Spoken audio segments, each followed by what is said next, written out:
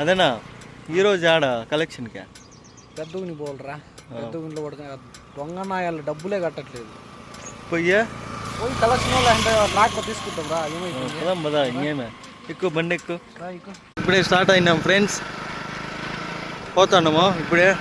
Collection tractor లేదంటే బండి వస్తువా అంతే. వాడు కట్టలేదంటే మాత్రం ట్రాక్టర్ ఎత్తుకుని నిదానంగా ఇంటికి రావడం. వాళ్ళు ఎవరు ఫ్రెండ్స్ డబ్బులు కట్టలేదని ఆయన ట్రాక్టర్ ఎత్తుకునేదానికి పోతున్నాము. అదే చెప్తాను కదా, అగ్రికల్చరు ఒక రైతు బిడ్డ కడుపు కొట్టాలని మాకు ఉద్దేశం లేదు. ఇది financial year ending. Try to understand customer. ప్రతి వరకు మేము అదే చెప్పడం, నువ్వు ఏ నెలలో వదిలేసినా పేమెంట్ మాకు బాధ లేదు.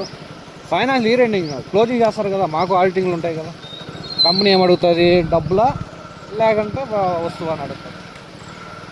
మనకు కావాల్సింది కలెక్షన్ వస్తే చాలు. కలెక్షన్ కట్టలేదంటే కస్టమర్కి మనం టైం ఇచ్చినాం కదా, ఆల్రెడీ 1 month 3 months టైం ఇచ్చాము. 3 months నువ్వు పేమెంట్ కట్టలేదంటే ఎవరు అడుగుతారు?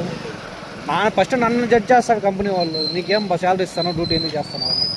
మళ్ళీ జాబ్లో తీసేస్తారు. అలాంటప్పుడు మనకి ఎందుకు అంత శ్రమ? కస్టమర్కి టైం ఇచ్చాము, కట్టలేదు. కట్టలేని దక్షిణంలో ఏం చేస్తాము? మన దగ్గర వస్తువు ఉంది కదా, వాళ్ళది వస్తువు తీసుకొని వస్తాం. లేదంటే కలెక్షన్ డబ్బులు వసూలు చేసుకుంటాం.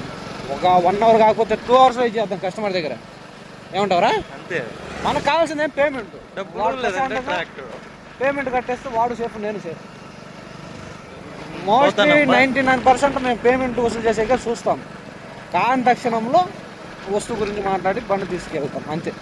దీంట్లో ఎవరిని ఉద్దేశించి మాత్రం మేము ఎవరిని కించపరిచేది మాత్రం లేదు. నేను కస్టమర్ని సతాయించడం కానీ, కస్టమర్ని సతాయించడం కానీ, వాళ్ళని ఇబ్బంది పెట్టడం కానీ మనకి ఏ ఉద్దేశం ఉంది. కస్టమర్ దగ్గర పోతుంది కదా, ఏం చెప్తాడు వాడు? ఏమన్నా ఇంట్లో ఉంటే కదా ఏమన్నా చెప్పేదానికి. ఏడపోయిందా వాళ్ళ నాన్నకి ఏదో హార్ట్ అటాక్ అంట. గోయిరా హార్ట్ అటాక్ అంట, హాస్పిటల్ పోయినా. డబ్బులు ఎప్పుడు ఇస్తా? వాళ్ళ నాన్నకి హార్ట్ అటాక్ అంటే ఈ నెల కంట్రోల్ దగ్గర కట్టలేదు. అలాంటి వాళ్ళు కూడా ఉంటారు, ఏం చేయలేదు. అందరూ నీకే తగులుతారు. దరిద్రానికి రా. మనం ఏదైనా ఫైనాన్షియల్ ఇయర్ ఎండింగ్ ఈ సంవత్సరంలో మార్చి నెల ఇయర్ ఎండింగ్ అన్నప్పుడు పర్సంటేజ్ కావాలని మేనేజర్ అడిగినప్పుడు ఇట్లాగే జరుగుతాయి. మిగతా రోజుల్లో అసలు కన్ను మూసుకుంటూ కూడా వెళ్ళిపోతాం.